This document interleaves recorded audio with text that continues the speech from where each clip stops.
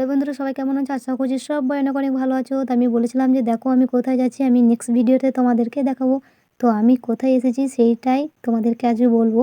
তো আমি চলে এসেছি খয়রাশোল ব্লকের পাঁচরা গ্রামে চৈতন্যপুরে অবস্থিত গীতা ভবনে।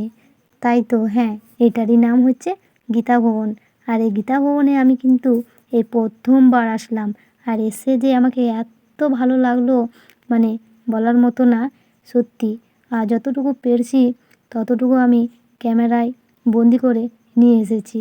কারণ ক্যামেরা করার থেকে, ভিডিও করার থেকে না, আমি যে বসে মানে একটা শান্ত জায়গা, একটা ভগবানের জায়গা, সেখানে বসে বেশ ভালো লাগছিল। তাই খুব একটা ভিডিও আমি করিনি, একটু মতো ভিডিও করেছি তোমাদের জন্য। তাই দেখো এখন শুরু হয়ে গেছে মহাযজ্ঞর কাজ শুরু হয়ে গেছে। আর এদিকে দেখো ভক্তবৃন্দরা সবাই বসে আছেন, আর সেই তাদেরও মাঝখানে আমিও বসে আছি। অনেক শান্ত একটা জায়গা, দেখো কত সুন্দর একটা জায়গা। আর এখানে কিন্তু অনেক দূর দূর থেকে ভক্তবৃন্দরা আসেন। আর আমি শুনছি যে এখানে নাকি প্রতিদিনই গীতা পাঠ করা হয়। ধরে কিন্তু চালু হয়েছে এই গীতা ভবনের অনুষ্ঠানটি। তো আমি একদিনই গিয়েছি, তারপরের দিন আর যাওয়া সেরকম হয়নি। তাই খুব একটা ভিডিও করতেও পারিনি। আর ভিডিও কোথায় করব? এই যে দেখো কত সুন্দর শ্রীকৃষ্ণ বসে আছেন। ভিডিও করা থেকে আমি বাস শান্ত মনে ভগবানের কাছে প্রার্থনা করছিলাম।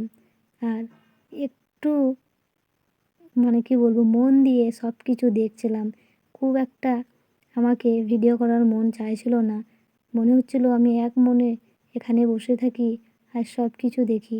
ভগবান শ্রীকৃষ্ণ আমায় টেনেছেন বলেই না আমি তার কাছে আসতে পেরেছি, তার দর্শন করতে পেরেছি। ভিডিওর মধ্যে যদি আমি কোনো কথা ভুল বলে থাকি তো আমাকে সবাই ক্ষমা করে দিও। এই গীতা ভবনে তোমরা কে কে এসেছো বা কে কে দেখেছো অবশ্যই আমাকে কমেন্ট করো, আর কেমন লাগলো সেটা জানিয়ে যেও।